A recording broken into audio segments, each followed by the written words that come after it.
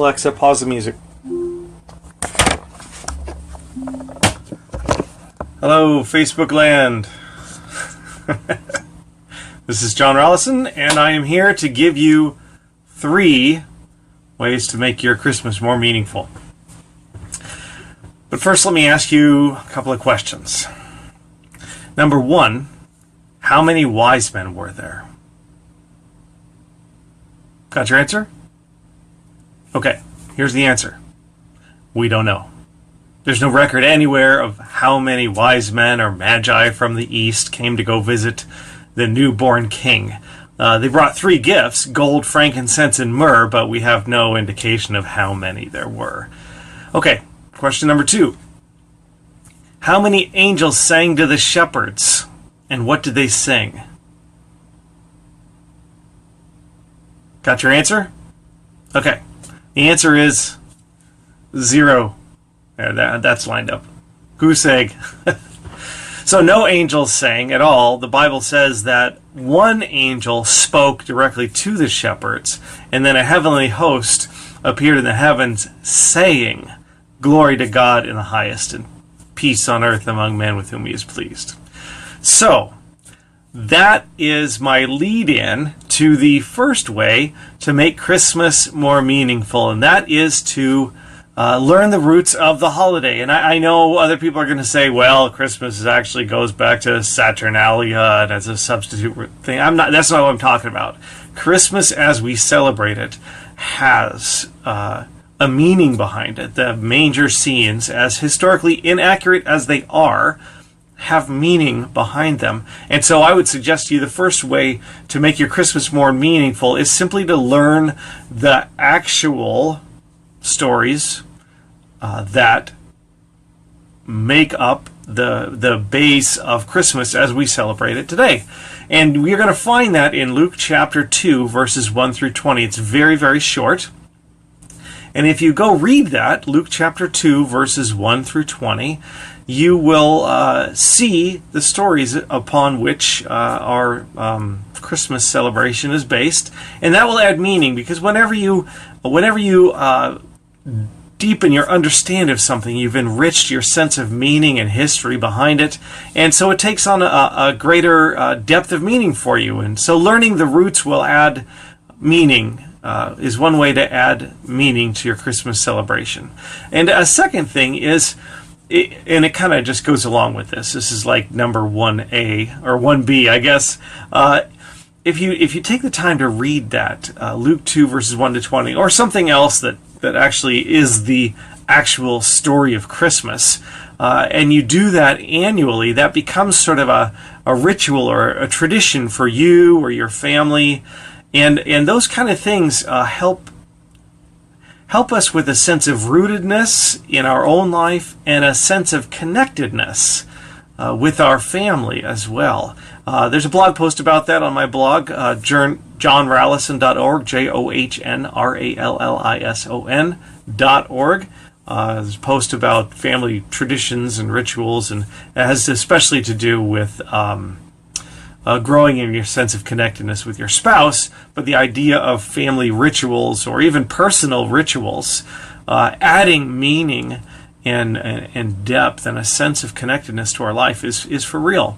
And so that's the first thing, is learn the roots of the holiday, read the actual stories that give rise to all the nativity sets and everything else you see around, okay? So that's number 1. Number 2, the second way to make your Christmas more meaningful this year is to make or reestablish connections in your life, the personal connections. Christmas is a great opportunity. It's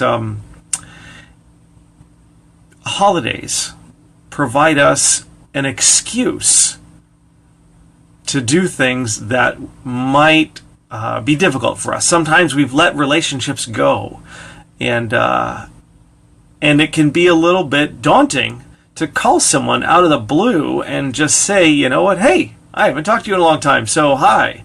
But if you send them a Christmas card or a Christmas letter, and on the bottom you say, we should talk sometime. Maybe I'll give you a call, or, something like that.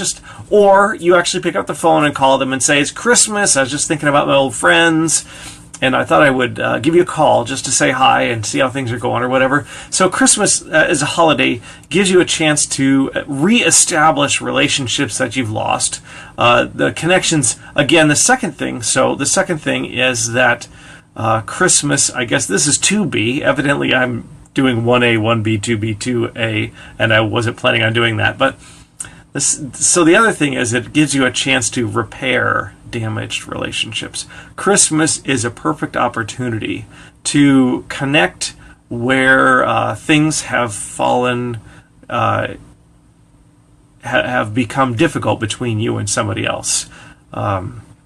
Christmas just provides an excuse to reconnect, and it's sort of a neutral excuse, right? It's a widely celebrated holiday, and gives you the opportunity to make those calls, send those letters, send an email, whatever it is. You can just say, you could say, I know that there's this thing between us or whatever, but I care about you, and I just want to say Merry Christmas. Or you could call them and just, say Christmas is, I was just thinking about us, and Christmas after Christmas, they keep passing, and I care about you, and you're important to me, and I don't want to let whatever this thing is continue to stay between us, because another Christmas passes, another Christmas. So the second thing is that Christmas gives you a chance to make or renew connections, whether or not it's people you've lost track of, or whether or not it's fences that need mending in your relationships. So that's number 2. Number 3 is this. If you want to make your Christmas more meaningful, spend some time thinking about Christmas. And I'm going to spend a little time with you right now thinking about it. So here's the thing I would like to say to you today. Christmas and Easter are the two things I would say that really set the Christian faith and message for the world apart from all the other religions. Every other religion in the world is basically a variant on the same theme. All the religions seem to recognize a brokenness in humanity, which we call a separation from God, a separation from divine purpose. We recognize that there is a way that things should be, and that our lives and our society and our world are not as our lives, society, and world should be. And so the religious impulse is the impulse to somehow reconnect with the way we perceive that life should be. And most of the world's religions are a variation on the theme of here's what you need to do to get closer to God or to nirvana or whatever that thing is that symbolizes the way that it should be, that it's not.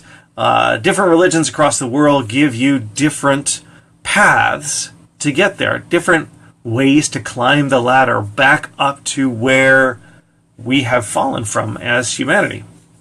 It could be the Islam with the 5 pillars, could be Judaism with observing the Torah. Buddhism is being sort of delivered from ourselves almost through practice.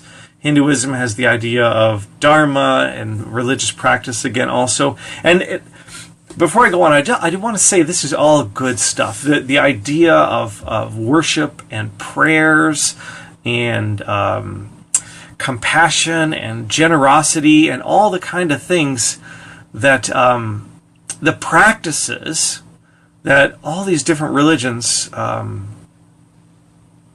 encourage are good practices.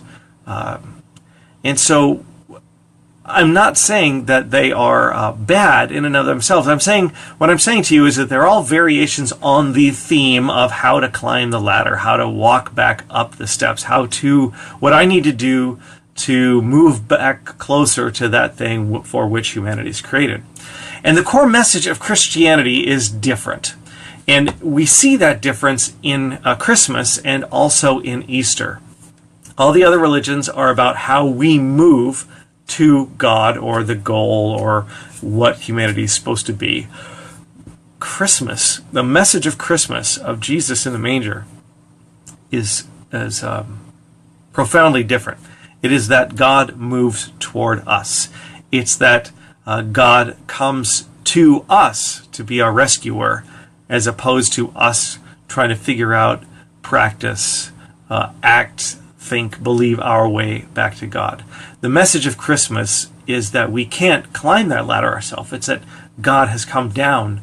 And I know down is, I know we are people. We can't help but kind of anthropomorphize things. We kind of have to think of them in human terms. So I know God doesn't really come down because we've been up there, and God isn't up there like people used to think. But it's the idea that the creator of the universe comes into our world to show us how to live in it. And in fact, if when we get to Easter, we'll see that our reaction to the Creator coming is not very good. We're not really interested in what Jesus has to say. The religious leaders and the political leaders band together to kill Jesus. But on Easter, we celebrate that even death itself cannot keep God's people down. So, where was I? The core message is that God comes down to us. And admittedly, the outward behavior of Christianity and other religions many times looks very, very similar, right? It should foster in us a sense of compassion. It should foster in us a discipline of prayer and meditation even.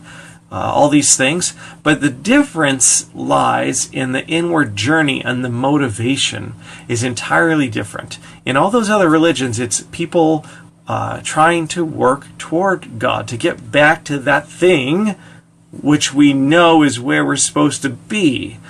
The message of the Christian faith is that God comes to us to rescue us. And then instead of our behavior being motivated by a desire to somehow attain that thing, which we believe we are supposed to be, and in many religions teach we have fallen from and want to return to, the motivation of the Christian is a thankful response to what God has done for us in Christmas, and then again also on Good Friday and Easter in Jesus Christ, the Messiah. And so that changes all of life around when we see life not as a ladder to climb to God, but as a joyful and thankful response to what God has done, especially in Christmas and Easter, in sending Jesus the Christ. And so that's it. That's what I would say to you are 3 ways to make your Christmas more meaningful. One is just to review the roots, so that the actual stories that are the root of this holiday are part of your celebration. The second is to make those relational connections, whether or not it's connecting with old friends or mending fences. And the third is to, when you look at the Christ child in those manger scenes, contemplate the real meaning of Christmas, or at least let yourself think about what the Christian faith asserts to be the meaning of Christmas, and how profoundly different it really is than every other religious way of looking at the world. So that's all I'm going to say today. My name is John Rallison, and I am the pastor at Journey of Life Lutheran Church in Orlando, Florida. Our website is journeyoflife.org. I want to invite you to church on Sunday morning, 10 a.m. In the cafeteria at North Lake Park Elementary School in the Lake Nona area of Orlando, Florida. Get it all, find all the information on journeyoflife.org. My personal website is johnrallison.com. I've got a blog there, trying to do stuff there that will be helpful for you. So that's going to be the end of my Facebook Live for today, and I will let the replay post. And I might do this again this evening just so there's another live one. I don't know. We'll see. Anyway, thank you for being with me here. Hi, Wendy. And if you're watching the replay, thanks for making it all the way to the end. And God bless you. Take care. And Merry Christmas, or whatever holiday you celebrate. I wish that holiday to be the best for you.